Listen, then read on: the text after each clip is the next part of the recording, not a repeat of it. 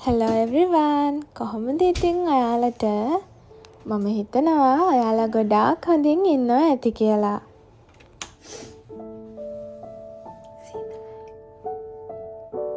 අන්න ඉතින් අදත් අලුත් vlog එකක් අරගෙන ඔයාලා බලන්න මම ආවා.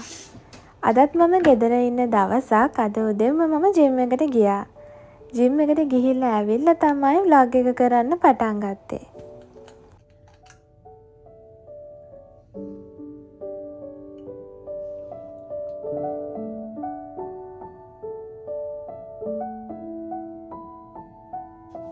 අපේ YouTube channel එකේ වීඩියෝස් බලන්න ඔයා අලුතින් එකතු වෙන කෙනෙක් නම් Jinsei16 YouTube channel එකට ඔයාව ගොඩාක් ආදරයෙන් පිළිගන්නවා.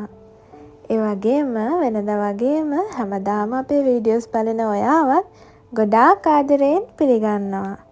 ඉතින් ඒ විතරක් නෙමෙයි වීඩියෝස් බලන අය විතරක් නෙමෙයි ලයික් කරන කමෙන්ට් කරන ඔයාවත් ගොඩාක් ආදරයෙන් පිළිගන්නවා.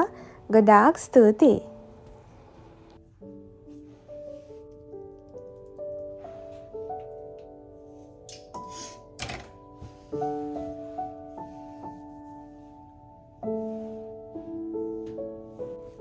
කලින් vlog එකේ මම ඔයාලගෙන් ඇහුවා voice එකත් එක්කද එහෙම නැත්නම් voice එක නැතුවද vlog එක කරන්න ඕනේ කියලා. ඉතින් ගොඩාක් අය කියලා තිබුණා voice එකත් එක්ක කරන්න කියලා. ඉතින් ගොඩාක් ස්තුතියි ඒක කිව්වට.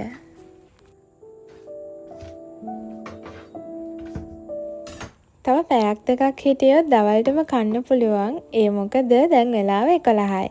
දවල්ට කන්න බත් උයලා තියෙන්නේ. ඊයේ මම දවස් දෙකකට කෑම හැදුවා. ඒ වුණාට දැන් බත් කන්න බෑ කියලා හිතුණා.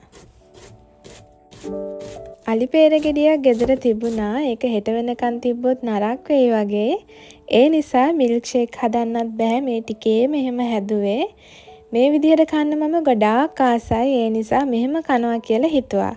ඔයාලා මේ විදිහට කාලේ තියනවාද? කාලේ නැති වෙන්න නම් බෑ. කාලේ ඇති නේද? කාලේ නැත්තම් අනිවාර්යයෙන්ම හදලා කන්න ගොඩාක් රසයි.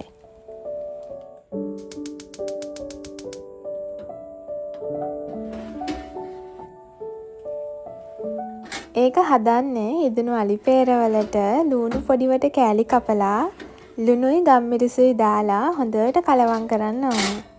ඊට පස්සේ පාන් මේ විදිහට ටෝස්ට් කරලා ගාගෙන කන්න තියෙන්නේ. කාලේ තියෙන අය දන්නවා ඒකේ රස කොහොමද කියලා. ඇත්තටම ගොඩාක් රසයි.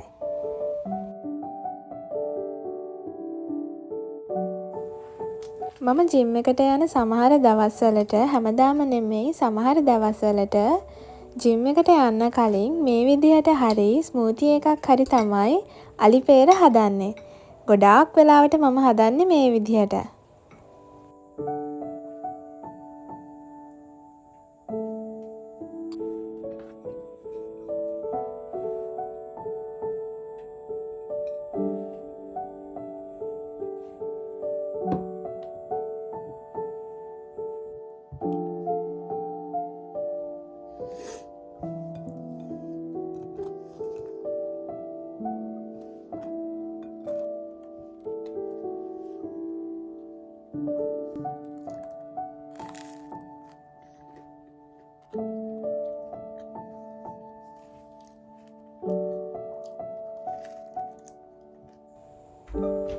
දැන් ඉතින් ඉස්සරහට සීතල එන්න වැඩි වෙන නිසා රස්නේ කාලෙට ඇඳපු ඇඳුම් අයින් කරලා අරන් තියන්න කාලේ හරි.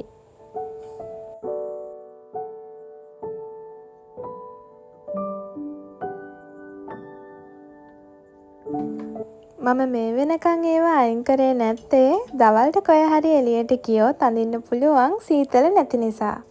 හැබැයි ඉතින් තව ටිකක් ඉස්සරහට එහෙම අඳින්නත් බෑනේ.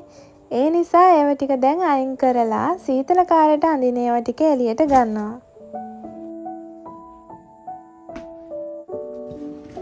කලින් ටිකක් අරන් තිබුණේ ඒ වුණාට අද ඔක්කොම ගන්නවා.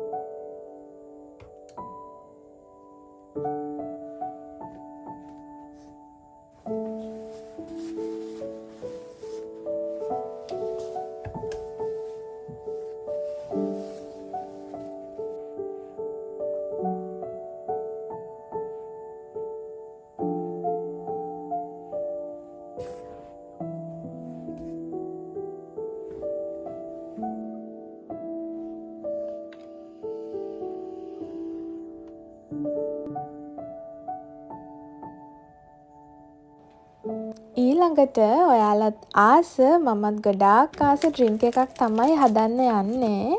ඒක තමයි බබල් ටී එහෙම නැත්නම් ටැපියෝකා.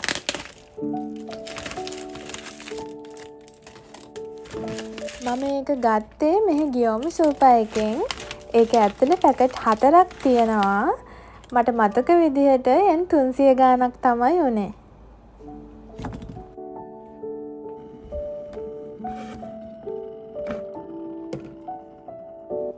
මේ vlog එක ජපාන් ඉන්න කෙනෙක් බලනවා නම් ඔයාලා දන්නවා නම් මට කියන්න පුළුවන්ද ගෙදර හදලා බොන්න මේ වගේ ගියොම සූපා එකේ ඇරෙන්න වෙන සුපර් මාකට් වල ටැපියෝකා දැකලා තියෙනවද කියලා. Amazon එකේ නම් කොහොමද තියෙනවා. මම වෙන සුපර් මාකට් වල නම් මේවා තියෙනවා දැකලා නැහැ. ඔයාලා මේ විදියට හදලා බීලා නැත්තම් බීලා බලන්න ගොඩාක් රසයි. මේ ඔක්කොම ගියොම සූපා එකේ ගන්න තියෙනවා.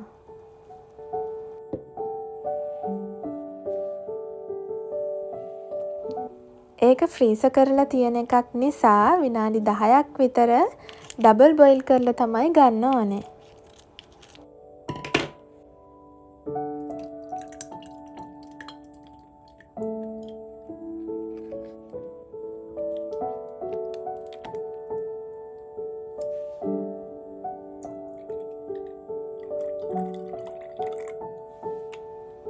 මම low fat එක තමයි fresh milk එක දාන්නේ. ඒ වුණාට full cream එක දැම්මොත් ගොඩාක් රසයි.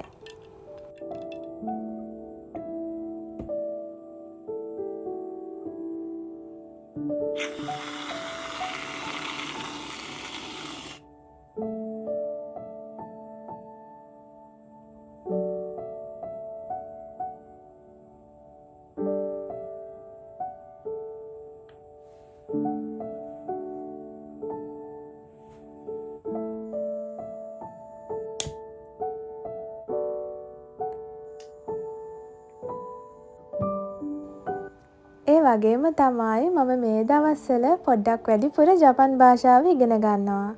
ඉතින් ගෙදර ඉන්න දවසට වීඩියෝස් කරන ගමන් දවසේ වැඩි වෙලාවක් ඒකට තමයි මහන්සි වෙන්නේ. ඒ මොකද මම මෙහෙට ආව ජපන් භාෂාව ඉගෙනගෙන නෙමෙයිනේ. මෙහි ඉන්නවා නම් අනිවාර්යෙන්ම අපිට ලැන්ග්වේජ් එක ඕනේ. ඉතින් මම කලිනුත් කියලා තියෙනවා වගේ ලැන්ග්වේජ් එක පුළුවන් නම් මෙහි ඕන තරම් ජොබ් හොයාගන්න පුළුවන්. ඉතින් ඒ නිසා මේ දවස්වල මම වැඩිපුර ඒකට මහන්සි වෙනවා.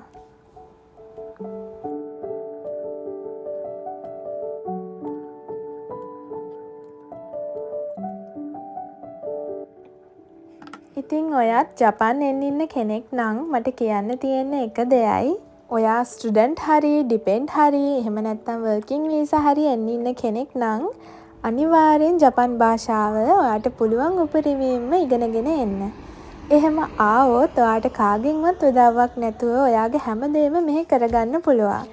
එතකොට ජොබ් එකක් වුණත් හොයාගන්න පොඩ්ඩක්වත් අමාරු නැහැ. ඔයාට ලැන්ග්වේජ් එක පුළුවන් නම් ඕන තරම් ජොබ් තියෙනවා.